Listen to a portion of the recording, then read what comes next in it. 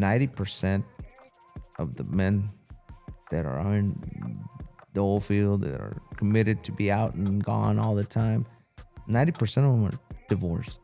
You know, they're divorced, remarried, they're got a girlfriend or Sanchez or something. I mean, it's tough.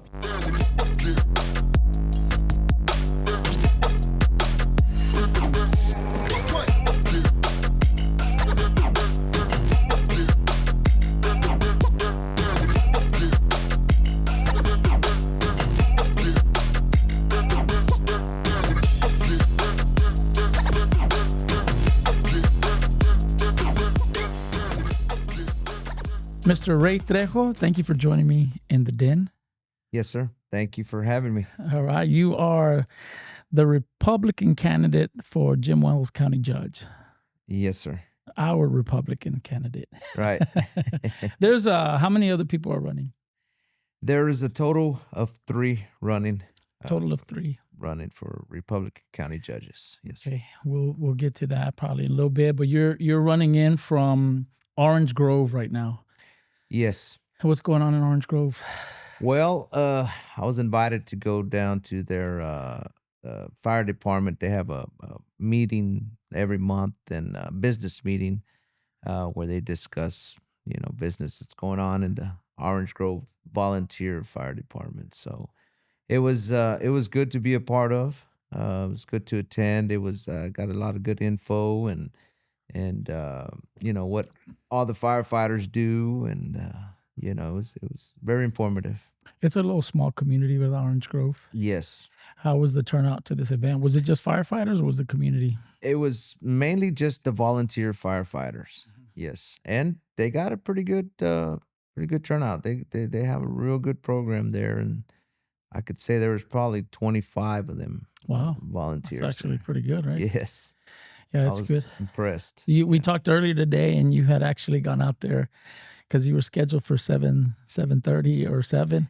Yes. And you were out there at 7 a.m. with donuts. With donuts. You should have called me. I could have met you and had those donuts together.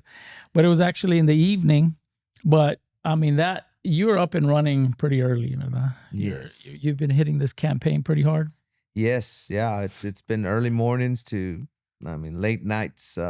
Staying up late and getting up in the morning and redoing it again every day. So, and then on Sundays, it's getting up early, going to church, right, and then hitting it and going back to church, and then going to second service at Whataburger. Yes, that's our third service. Gatherings and running for office can be pretty taxing. Like it, it's a lot of weight and a lot of you got to have a mental endurance, mental stamina. Right. Have you done this before? Not running for office, no. No. I just, to me, it kind of goes with my job as an oil and gas, because you're always on call, you're always running, you're always one location to the next. So it's kind of a rush, that you get out of wanted to keep going and accomplish something and get something done. And because of that, you're pretty well known in the community. Right. Yeah. Just because I relate to a lot of people in oil and gas, and that's a lot of what Alice is. So. I want to talk about that, and I'm going to hit on that in just a little bit because there's something that I want to kind of focus on when it comes to oil and gas and Alice. But first, you were out in Orange Grove. How does Orange Grove come into play with this campaign, with this election?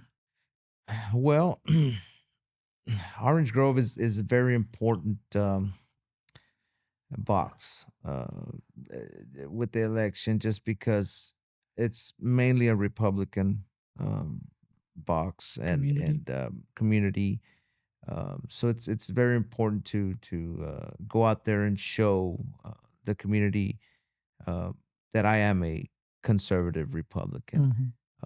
So as I've been going out there, that's kind of been my goal, just so people could know me and know who I am, my values, and where I stand.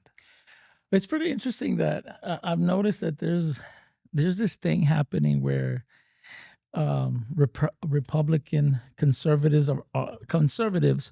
are almost having to defend themselves and prove that they are Right. actually conservative.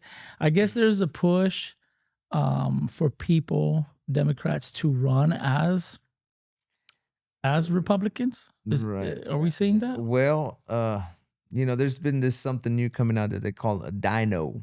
Rhino, yeah. Or rhino, But a but dino now also they're saying dino like it's a Democrat in name. Democrat and name on that he's really a Republican, so they're like, I don't know. There's all these terms. Oh, we're talking about maybe Bobby or anybody else. Yeah, I mean, yeah, that's kind of been a term that people have been using, and Yeah. And Rhino is a Republican in name only. right. That we're seeing that in the congressional race a lot right now. People being accused of being rhinos, that they have Democrat backgrounds and Democrat voting records, Right. and that for whatever reason they're running as Republicans, maybe kind of to get in there and influence in the opposite direction. Right. But you've been a Republican for quite some time. Yes. I actually, I mean, growing up, South Texas, it was always Democrat local and up in state and federal level Republican, right? That's just the way it's always been. That's the way South Texas was trained to vote, and that's the way we always knew to vote. We didn't know any better.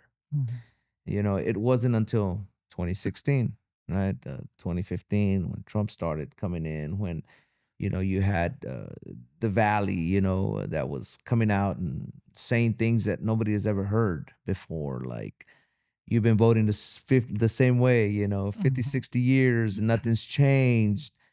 Wake up. Hello.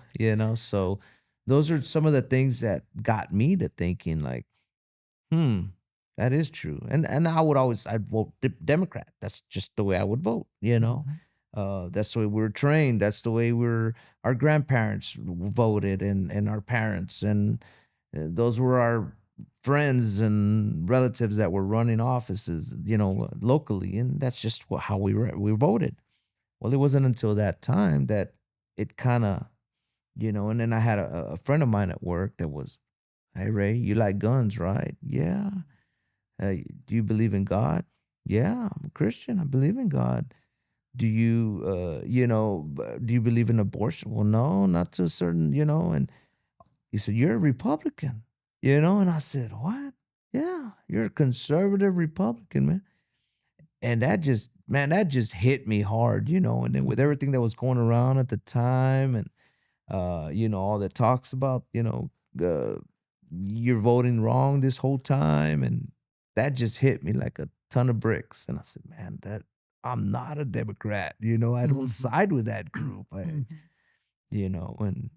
then as you go learning your own, and then you do your own research, and you get deeper into it, and you start figuring out that those are not you're not a Democrat, you're a Republican. Those are your values, and it matches up with a lot of Latino values, a lot of our Mexican heritage, we believe in hard work, we believe in dedication and hard work, raising good families, respecting for the law, and everything that just goes with our morals, as Latino Mexicanos, so. Absolutely. I think where they got us was the helping the poor, which is part of our culture as well. Part of our value system is to help the less fortunate. Right. And I think that's how they got us to fall into the trap of being Democrats, is because I remember my parents and all the adults, Hispanic adults, Democrats are for the poor. Yeah. And we value that. We value helping the less fortunate. Right. But I And think why are you still poor?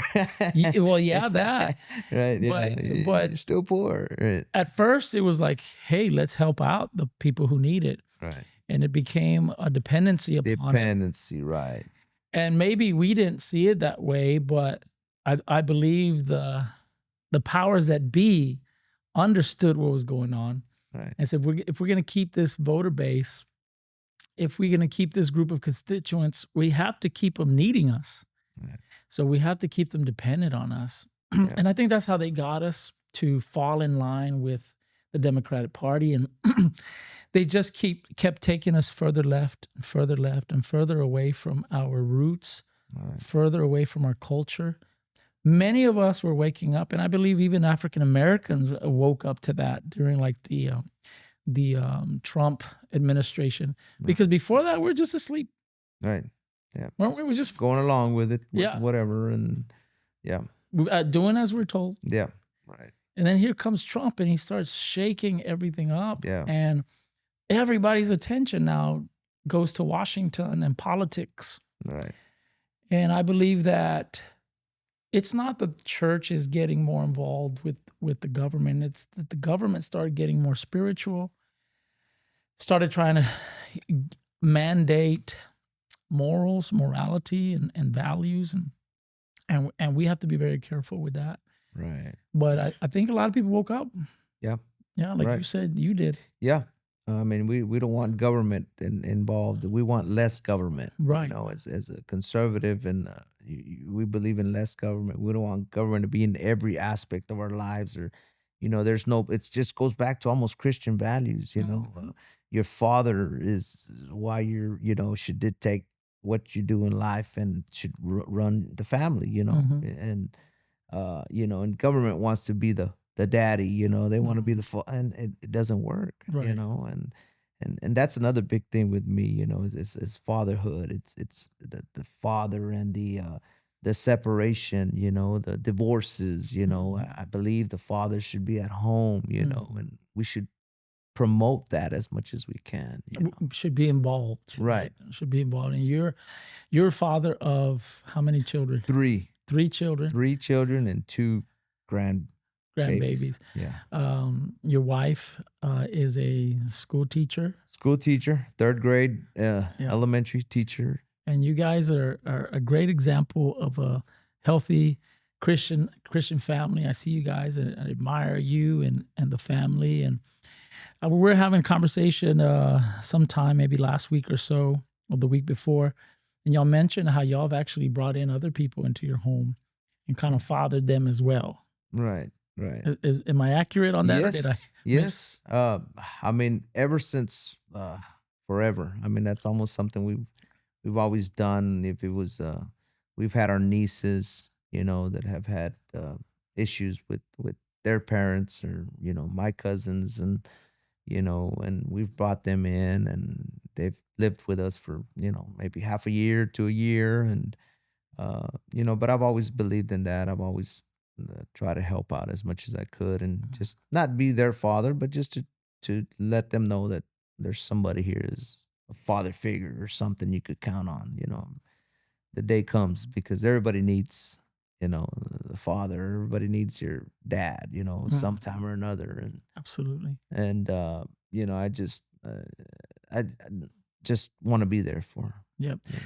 That's a big deal. I think a lot of the issues that we see in America and around the world really is due to the lack of the presence of a father in the home and in the lives of their children. And that's something we stress. We have a men's ministry, and we put together annual men's conferences. And I believe you got to Right. experience that to an extent here this past year. It's very important that we minister to men. Mm-hmm. Men are crucial in the home, in the church, in society. We cannot dismiss them as unimportant in our society. And how are you seeing? You work in a field where you get some men in there. That's probably made up mostly of men, if not all men. Yes. What do you see the mindset is in there? The morale of men. What's going on in the oil field with men? Oh, well, it's a very it's a man, you know, it's as men as you're gonna get in there, and it's you know, you don't take nothing, and just get it done, and whatever it takes, and cussing and moaning and you know, all sorts of stuff, you know. It's rough and rugged. Rough and rugged all the way, right. I can't imagine that work environment. You see it on movies or shows like Landman. Landman, yeah. Does that really correspond? Is it similar? It's pretty close. Yeah, it's right there. There's a lot of horse playing, there's a lot Mhm. of, you know, they'll make you into a man real quick and learn how to, grow thick skin real Yeah, quick, yeah. because they'll get you, they're gonna mess with you, they're gonna poke with you, they're gonna, so And how do you see an opportunity there as a Christian to influence those guys? Because guys are not really right. easily influenced. Especially in there because once you're in we're out here and once you go into that setting, right, into then everybody's like it's all open, right, and you say anything and it's like and it's tough, it's a tough to because you want to try to uh be okay with the guys, try to, but then Relate. again you gotta still hold a little and you throw out little things like when we're about to eat, it's like Mhm. thank you, Jesus. I'll throw out a little something, just so they could kind of, see that, hey, it's okay, it's okay to thank your Savior, Mhm. and but they don't say nothing, I guess it's just, it just depends on who, you're around and, I think all men have a pull towards God, right.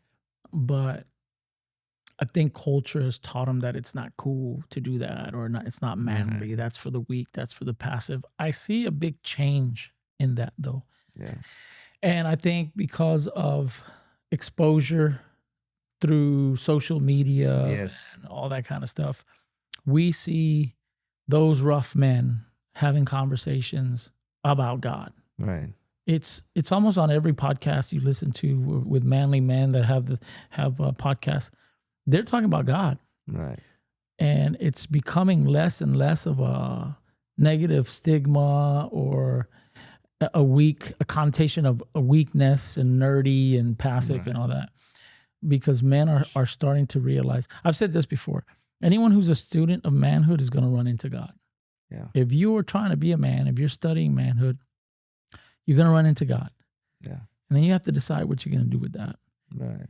And I believe that in that environment, the opportunity that you have Is there. Right. to It's the speak to greatest God, point. eh, The greatest. yeah, and I'm glad you're mindful of it Right. and to do it strategically. Right. Sometimes you can't just go in there and like, No, yeah.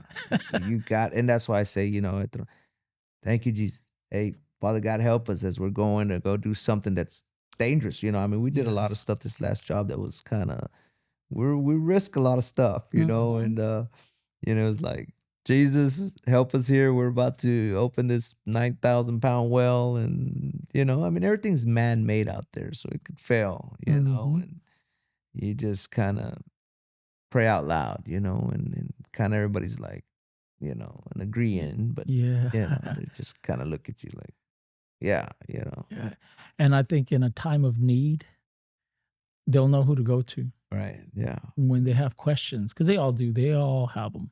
yeah, They'll know who to go to. They'll know who it's safe to go to and say, "Hey, tell me a little bit more about that. Hey, I'm going through this. Can you pray for my family back home? They're dealing with this, or my wife's getting ready to leave me because I'm never home."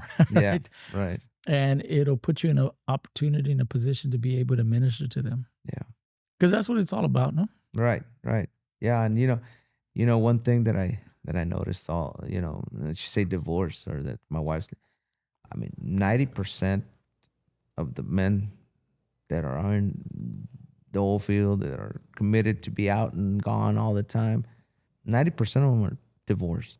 Mm. They're divorced, remarried, they're got a girlfriend Mhm. or Sanchez or something. I Mhm. mean, it's tough. You cannot have a family and be gone that way. You Mhm. can't have a you can't. And I understood that long time ago. I understood that years ago, and that's why I said, man, I can't be out in the field that long. I Mhm. can't. Not because I'm afraid that my wife's gonna. No, No, it's just that the they dad need needs you to to, be yeah. home. The Mm. father needs to be home to lead the family, and Mhm. and and it that's just. that's the way God has it. We can't ignore that. That's not us for us to, it's God made it, designed it that Designed way. it that way. Right. We go out and hunt for food to bring home, the provision Right. for the family, but there's also a protection aspect of it. There's also a leading and guidance of it. We lead the home. So there's a vast, a variety of responsibilities that we have as men that we cannot surrender. Right. And we're seeing a lot of that. We're seeing in the past, I don't know, couple decades or whatever, men leaving their role, leaving their responsibilities. Yeah. And we have to bring that back. And I believe it's coming back. Yeah, it is. Yeah, men are beginning to man up again. Right. They're beginning to see their role as important and crucial. Right. Because for many years they were told you're not needed. Yeah. Women were told if you don't have a man, we'll give you more benefits. Yeah. Right. Right. Yeah.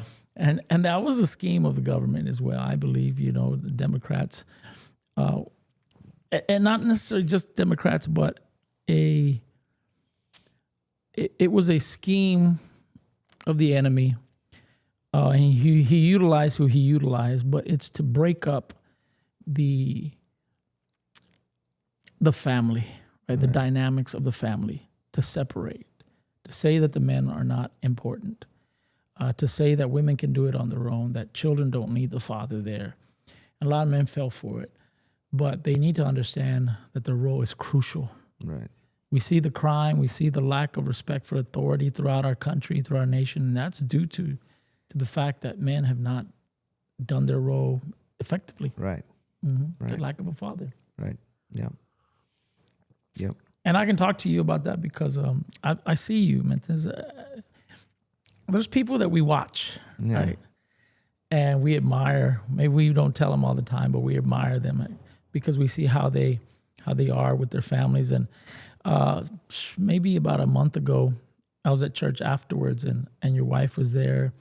And I said, "How are you doing?" I'm like, "I'm missing my husband so bad." Yeah. And to me, that was a blessing to hear. Right. Right? That she wanted you home. Like, Yes. I've never been away from him that long, and it's been a long time, and I miss him. I'm struggling. She said, Right. Yeah. and she just missed your presence. Right. Yeah. How does that make you feel when you hear that? Oh man, it's good. It's a good. I got a good wife. I got a God sent wife. I mean, it's I can't ask for anything better. And it takes two. I mean, you got to do your part too as a man. And take care of your wife. Just and it's great. It's a good feeling. How much of a support is she to you? Oh, I mean, everything. I mean, if it wasn't for her, I mean, I don't think I'd be being able to do this position and run for this position as a county judge. Or, Yeah. they bring you discipline. My wife brings me discipline into my life, and if not, I mean, no telling where I'd be, right? So, but yeah. There's a scripture that says that a woman through wisdom can build her house, but with her own hands can destroy it all. Right. I've said this before, that with wisdom, a woman can get a man to do whatever she wants him to do. Right. Through wisdom. And the Bible says that the fear of the Lord is the beginning of all wisdom. So when a woman allows God to be her everything, she can be what her husband needs in order to have the husband do what he needs to do for her. Right. Have you seen that your wife has been influential in your life to help you accomplish the things that you have accomplished? Yeah. I mean, a lot. In everything. And then, it's so funny, but you get to a point where it's like your flesh becomes one, right? Mm-hmm. And it's real. Yeah. That is real. Because I feel that with my wife. Sometimes we don't even have to talk. and she feels exactly what I feel. If I had a bad day, she knows it. I don't have to tell her. I could smile all day, but she knows that it's like we're one. Mhm. It is. It's something that's so unreal. But she feels what I feel. I feel what she feels. When she's having I could feel that. Mhm. And it's amazing. It's God. There's Mhm. nothing else that could come Absolutely. from anywhere else. Mhm. And there's no feelings. There's no. It's just it's that soul. Your That spirit. discernment, yeah, the spirit. That you feel and that's that happened here later in our relationship. Possibly, right when we started getting into church quite a bit and Mm. getting into the word and that's when I noticed that, and then she noticed that too. Mhm. It's like, wow.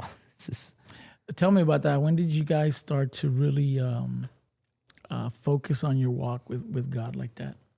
Well, pretty much when we got when we were baptized again Mhm. and we got baptized in the Holy Spirit and Mm. and that was a real big that's when we started pretty much feeling that the same. We're kind of in one and it's just something that's just unreal from the world. Mhm. The world Mhm. wouldn't know. Mhm. The world's about feelings and emotions Right.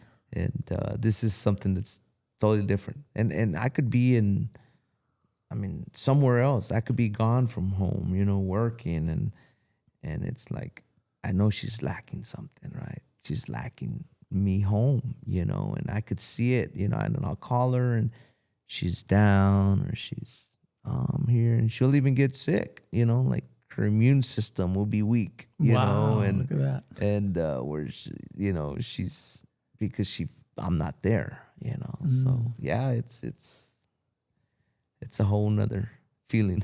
That's awesome. Yeah. Y'all need to start a marriage ministry. Right. Be a good example. I'm glad that the guys at work have you to as a role model, if you will, Right. as a mentor. 'Cause sometimes we're role models and we don't even know it. Yeah. You know what I mean? Yeah. Yeah. And we're mentoring people and we're not even aware. We'll find out later. Like, man, I saw you do this and or you said this and that changed my life. That I put it into practice and this Yeah. and that happened. So. Yeah. So yeah, so yeah, y'all should think about that. Yeah. So Orange Grove, you're in Orange Grove. That's a very crucial area for this election because Jim Wells covers from where to where. It covers from Sandia, north, which is north of Orange Grove. That's the northernmost part of Jim Wells, and then it goes all the way down to south of Fremont to a little place called La Gloria, Texas, La right Gloria. north of Falfurrias. Falfurrias is Brooks County, but La Gloria is right north of that. And there's actually have La Gloria ISD. They got their own independent School school district. district down there, Little La Gloria, and then it goes all the way to the east courthouse of San Diego, Duval County Courthouse.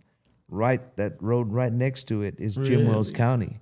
And so part of Jim Wells County goes into the city of San Diego, that is Duval County seat. the famous Duval County. The Yeah. box 13, yeah, yeah, yeah. It's funny because that story of George Parr, George Parr.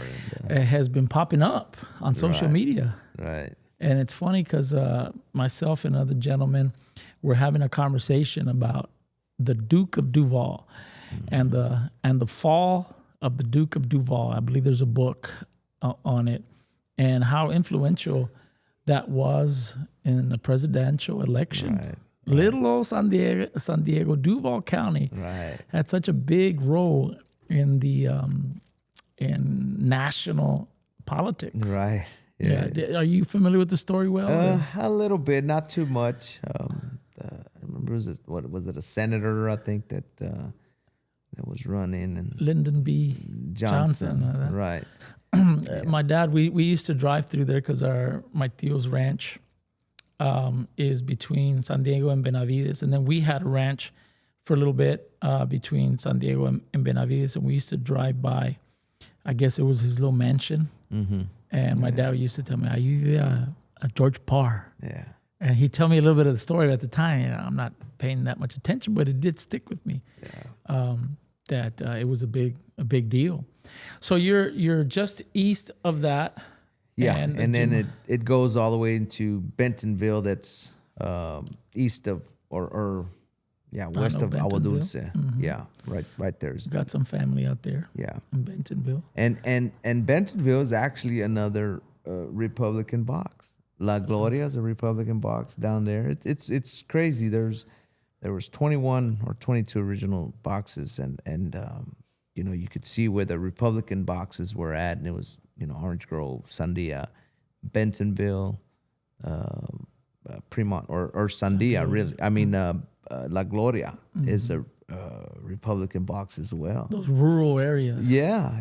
Those little rural areas are big time Republican boxes, and it's just, they love God. Strange. They love family. Right. They love the country. Their guns. They love their guns. It was so funny. We were talking about that earlier at this fire department meeting. About the guns. Don't mess with the guns in Texas. Especially South Texas. We love our guns. I had the Venezolanos here a few weeks back, right after Maduro was arrested out of Venezuela and taken out of there. We were talking about guns, how the first thing that they did was take everybody's guns. Right. And then in comes socialism. Right. And then in comes Chavez. Yeah. And then here comes Maduro. And before you know it, a prosperous capitalist society has gone communist and dictatorship right. And down the tubes. Yeah. With so much resources, yet in so much poverty because of that socialism and communistic Marxist mindset. Right. And I believe these communities understand we don't. And anyway, I talked to him about that. He said the first thing they want to do is take your guns. That's why it's so important to protect our Second Amendment. Right. Mm-hmm. Yeah. And Republicans do that. There's a Republican that's running for Congress, una mujer. I don't know if you've heard of her, Valentina Gomez. Oh yeah, she's stirring up, man. Yeah, she's gone ho. Yeah, and she's got videos of her shooting machine guns and all kinds of stuff. She seems making waves. I'm trying to get her on the podcast. I need to try to find a way to contact her, see if we can get her on. That would be a very interesting conversation. Yeah. She's done some things that are controversial, and love to talk to her about that.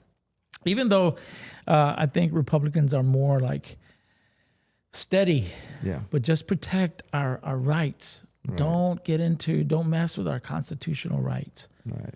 And so Orange Grove, Alice obviously is right there in the midst of it all. The county seat, right? Yeah. Tell me a little bit about Alice. We've recently joined the Alice family because we had a second campus over there now, which is the Bridge Church Alice, which you are part of. I'm starting to get to know Alice. I've always known Alice, obviously. We've always gone over, but now not the internals. Not the internals, man. I've always read Alice es buena gente. Right. Yeah, that's always been our slogan, Hub City. Yeah. Tell me a little bit about Alice, man. What's the history? What's the demographics? What the people like? Well, Alice is good people, man. I believe there's really good people in Alice. It's always been an oilfield town. Majority oil and gas industry, and that's why I say we have really good workforce in Alice, and but now that the oil field left out of town and moved over to San Antonio and West Texas and stuff, the companies left. Well, the workforce, we had to follow that way, and we, people had to move and leave Jim Wells County for that reason. And and that's another reason why I'm running is I believe we need to bring some kind of industry or create jobs in Jim Wells County to kind of retain those people that are tired of leaving, right? And I speak to a lot of men always, just kind of what we've been talking about, fatherhood, and and they're tired. They want to be home. They want to be home more. They want a job that's 40 hours a week, 60 hours a week, whatever, but that still pays good money, and you're able to be home. And I think that Alice, Jimos County has a lot of land. We're kind of like the hub city, in between San Antonio, the Valley, Laredo, and Corpus. It's kind of in the middle there. There's a lot of land. We got that freeway on the side, and I believe there's opportunities there. I think the people, just the right people, haven't been put in place to look at those To things. bring that So, out. right.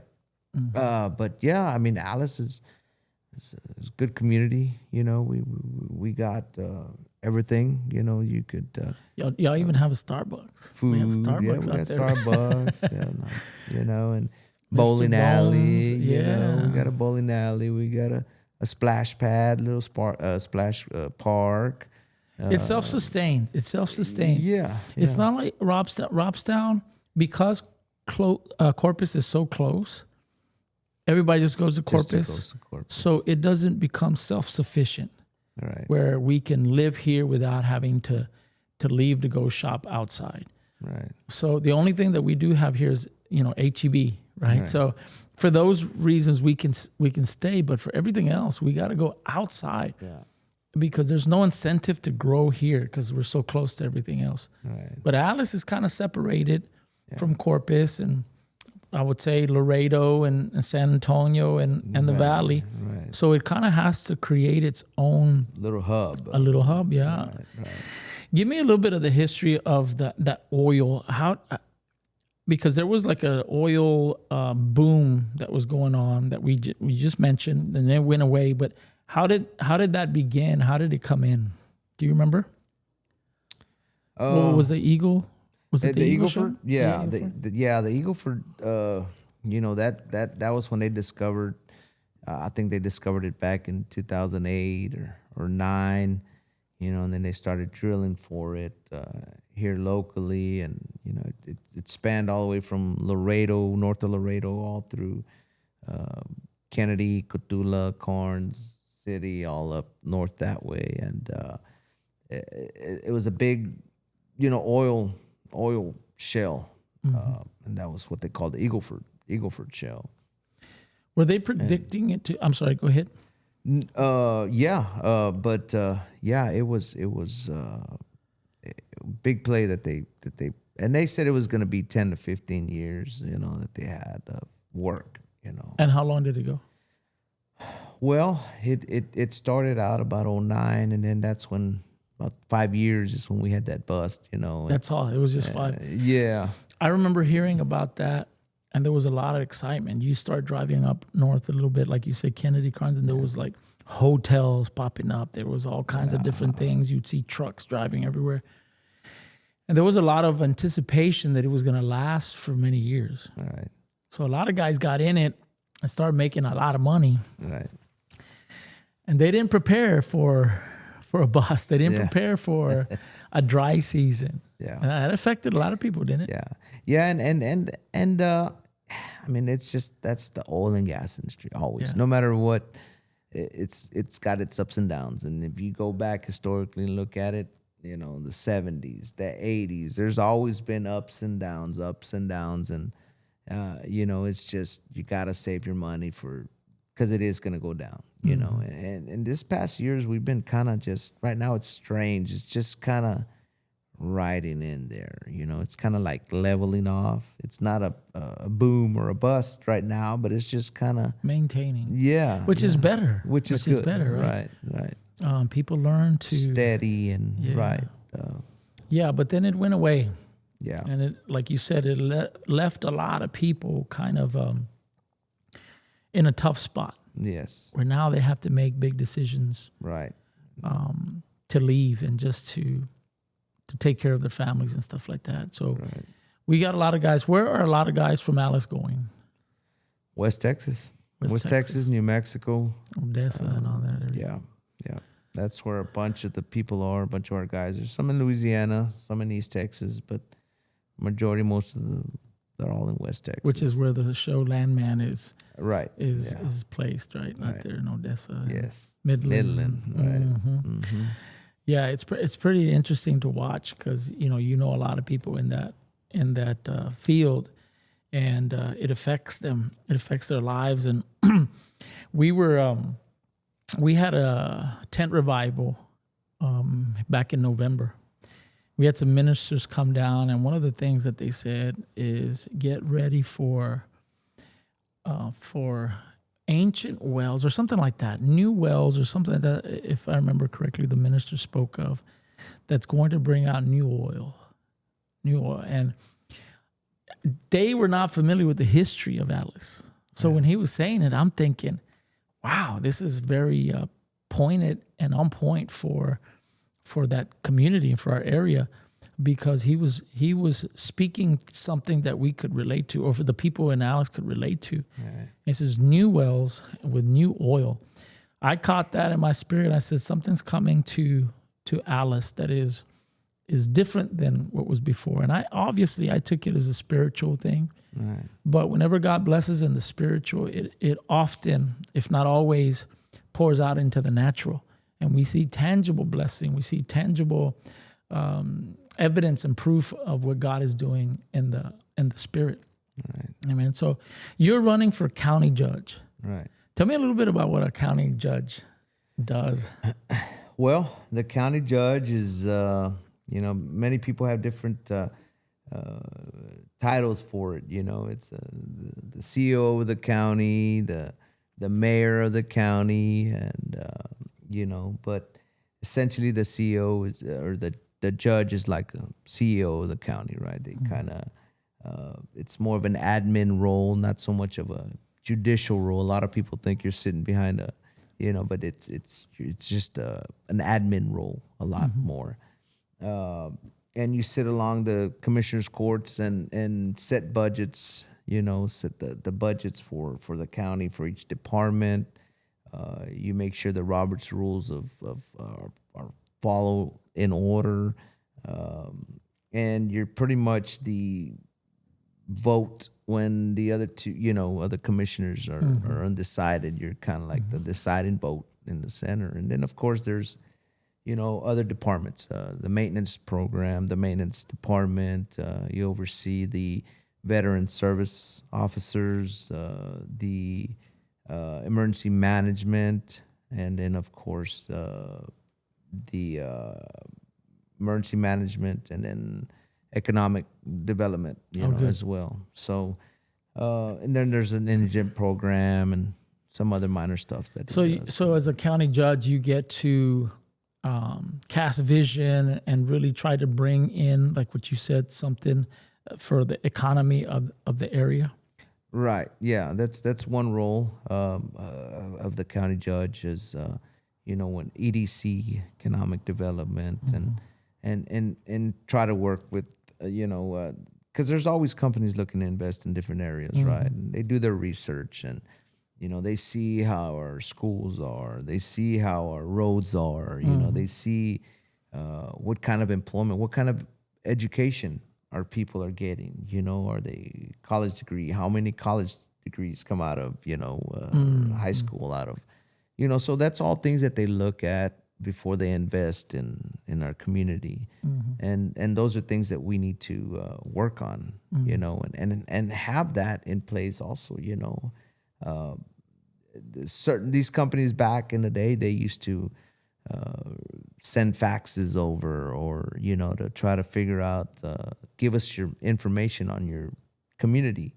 Well, now they just go to simple internet and research and push their, hey, Jim Wells County information on schools. And so I believe all those things, when we could get something, EDC, something in our website to where we already have all that play. That way, when somebody does come to look, it's click a button and puts all that info out, And in that role, would you be able to go out and hunt for stuff and try to draw them into the county? You can. I mean, the EDC attends different seminars. The state, Texas State always is offering different trainings and stuff that they attend, and how to look for how to attract businesses to your communities. So those are things that need to be done, and I believe that the county judge needs to hold those people accountable to make sure that they're doing that. Okay, yeah. So, and I think that's what happens a lot of times is the accountability that they kind of lack on for these departments.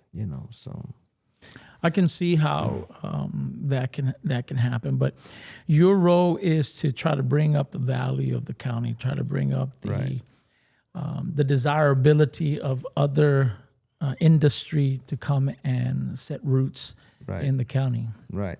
Yeah, because I believe that's a big way that we could help the community or Jimos County, right? And is by bringing in people. Because right now, since 2015, if you look at the trend, we've declined population every year. Every year we have a 1 to 2% decline in population. Wow. I think we were at our peak in 2015 when everything was doing great. Oilfield was booming. We had all the companies there.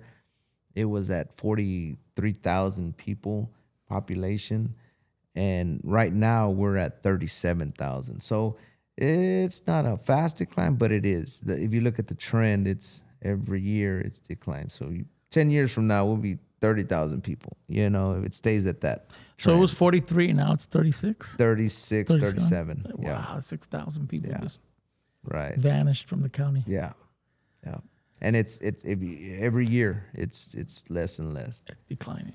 You want to bring that. Want to hold that because you that's our tax base. That's our sales taxes and everything that goes along with it.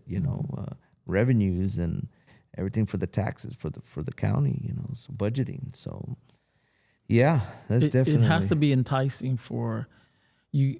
Alice has a hospital, and it has to be enticing for them to stay and stick around in this area. Right. So yeah, I can see that.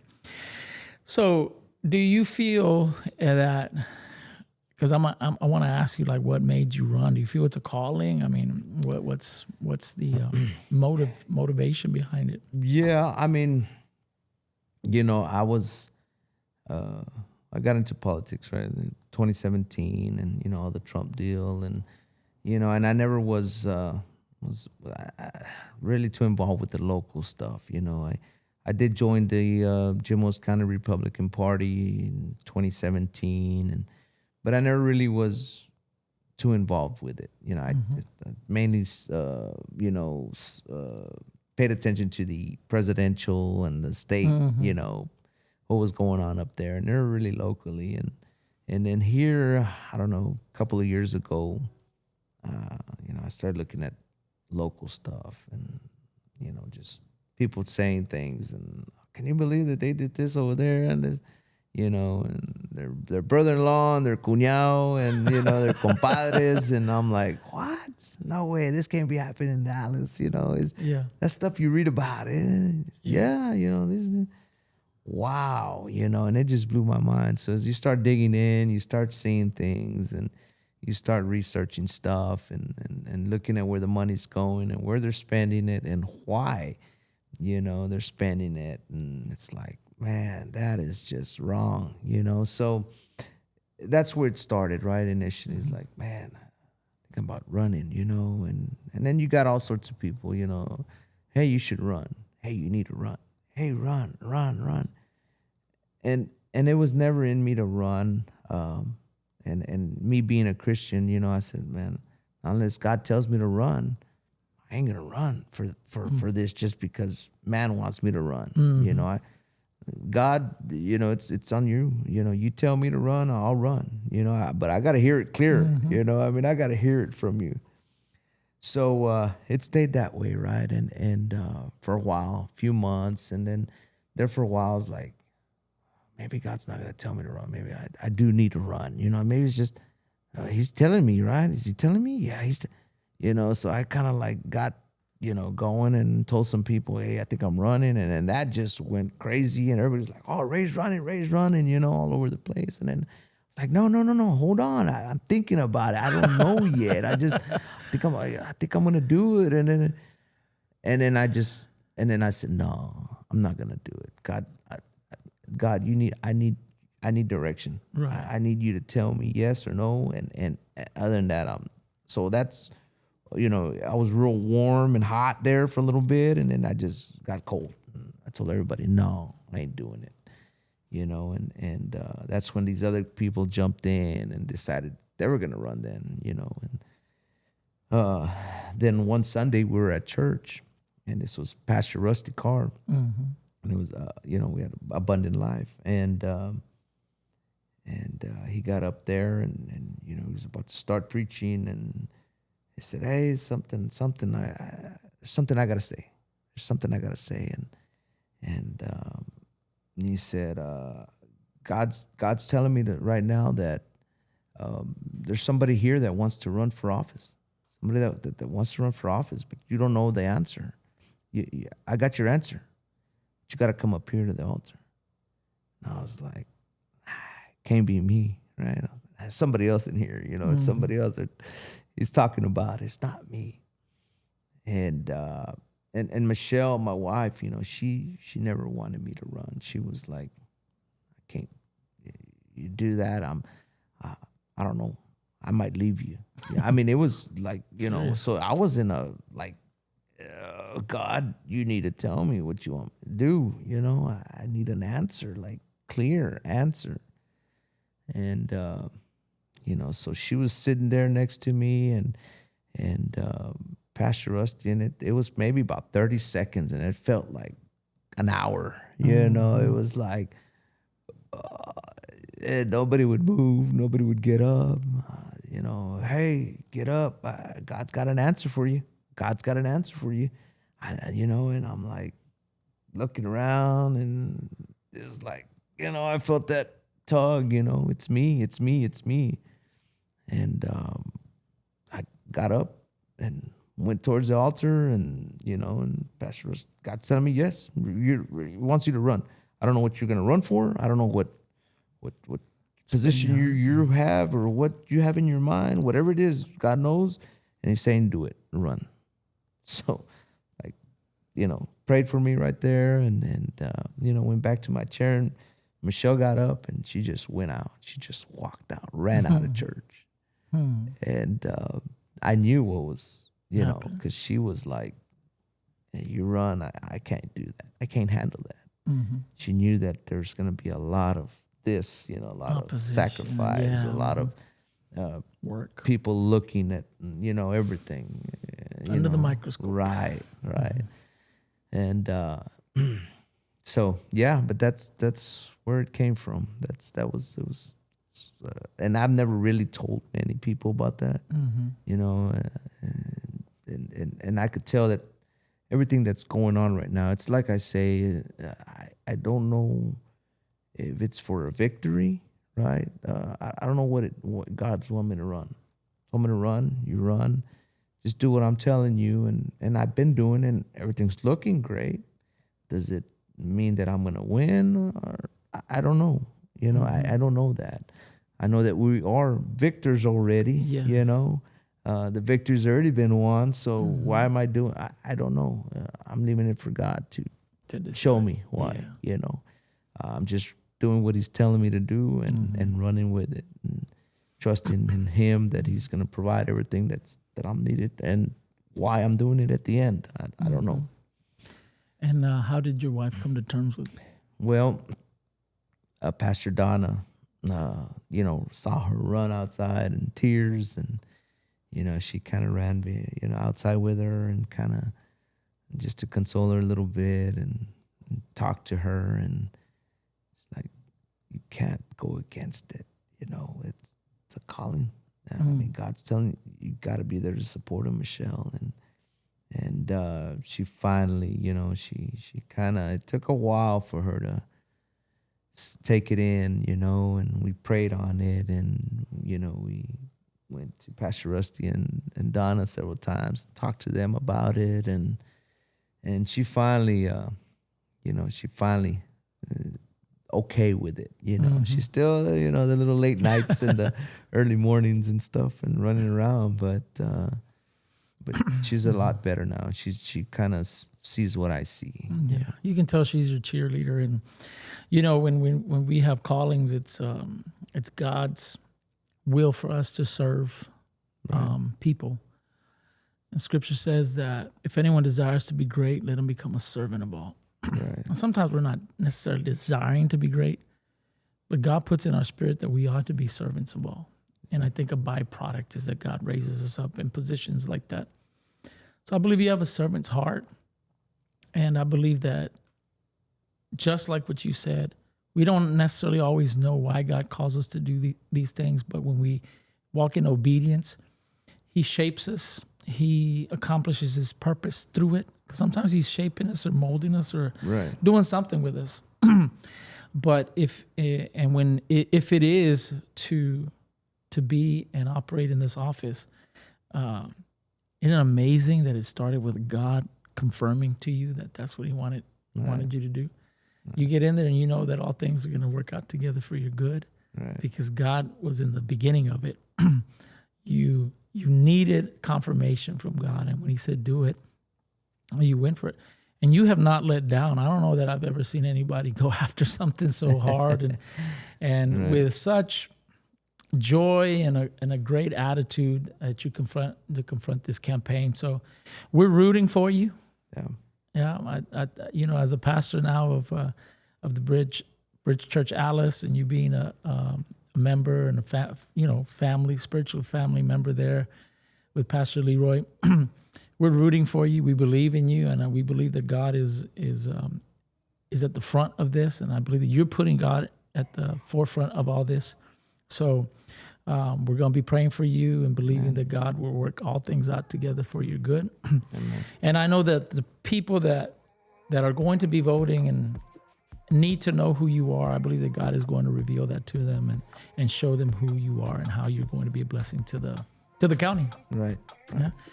So, Mr. Rey Trejo, thank you for joining me in the den. Yes. Thank you, Pastor. It's been a pleasure.